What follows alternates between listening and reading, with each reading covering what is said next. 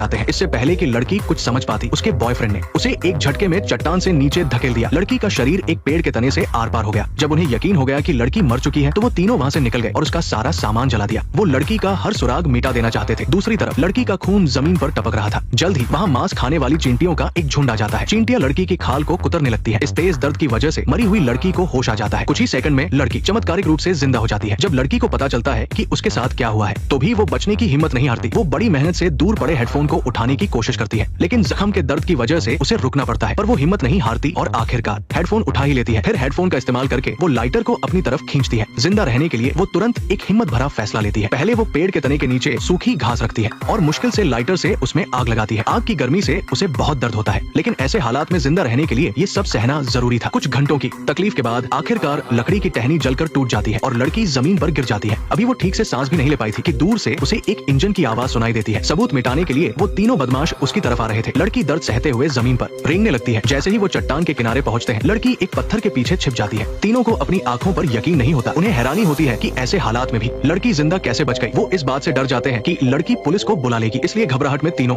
गाड़ी से नीचे उतरकर उसे ढूंढने लगते हैं। जब वो नीचे पहुंचते हैं तो वहाँ लड़की का कोई नामो निशान नहीं होता, सिर्फ जमीन पर खून के धब्बे होते हैं। उन्हें यकीन था कि लड़की घायल है और ज्यादा दूर नहीं गई होगी, इसलिए वो खून के निशानों का पीछा करते हुए नदी के किनारे तक पहुंच जाते हैं, जहाँ निशान गायब हो जाते हैं। अब तीनों अलग अलग रास्तों पर जाकर उसे ढूंढने का फैसला करते हैं। इस वक्त लड़की नदी में छिपी हुई थी। उसे अपनी तरफ आते हुए इंजन की आवाज सुनाई दे रही थी। उसने देखा कि एक मोटा आदमी नदी के चारों ओर चक्कर लगा रहा है। जब आवाज धीरे धीरे कम हो जाती है तो लड़की पानी से बाहर निकलती है। तभी वो देखती है कि मोटा आदमी पास में टॉयलेट कर रहा है। उसे बाइक पर रखी एक शिकार करने वाली बंदूक दिखती है। वो चुपके से उस मोटे आदमी के पास जाती है। इससे पहले कि वो उसे देख पाता, लड़की बंदूक उठाकर उस पर निशाना साध लेती है। इस वक्त लड़की की आंखों में सिर्फ बेबसी थी। जैसे ही उसने ट्रिगर दबाया, उसे पता चला कि बंदूक में गोलियां ही नहीं है। इसके बाद मोटे आदमी ने उसे एक घूंसा मारकर जमीन पर गिरा दिया। उसे खूब मारने पीटने के बाद मोटे ने जल्दी से अपने साथियों को खबर दी। ये सुनकर दोनों ने राहत की सांस ली। इसके बाद मोटा आदमी लड़की को पानी में डुबोकर मारना चाहता था। अगले ही पल लड़की मौका देखकर उसकी कमर से चाकू निकालती है और उस पर 2 बार हमला कर देती है। आखिर में वो उसकी दोनों आंखों में चाकू घोंप देती है। थोड़ी देर तड़पने के बाद मोटा आदमी नदी में गिरकर मर जाता है। इसके बाद लड़की उसकी बाइक उठाकर रेगिस्तान में तेजी से भागने लगती है। जब तेल खत्म हो जाता है तो वो एक गुफा में छिप जाती है और आग जला लेती है। फिर वो बैग खोलकर काम की चीजें ढूंढने लगती है और अपने जख्म का इलाज करना शुरू कर देती है। एक जड़ी बूटी की मदद से लड़की पेट में धंसी हुई लकड़ी की टहनी को बाहर निकाल लेती है, लेकिन जख्म से खून बहना बंद नहीं होता। इसलिए वो एक कैन को आग में गर्म करती है और सीधा अपने जख्म पर रख देती है। तेज दर्द की वजह से लड़की बेहोश हो जाती है। जब वो उठती है तो जख्म से खून बहना बंद हो चुका था, लेकिन कैन पर बना डिजाइन हमेशा के लिए उसके शरीर पर छप जाता है। इस तरह उसका नया जन्म होता है और लड़की पूरी तरह बदल जाती है। नेक्स्ट पार्ट देखने के लिए वीडियो को लाइक करो।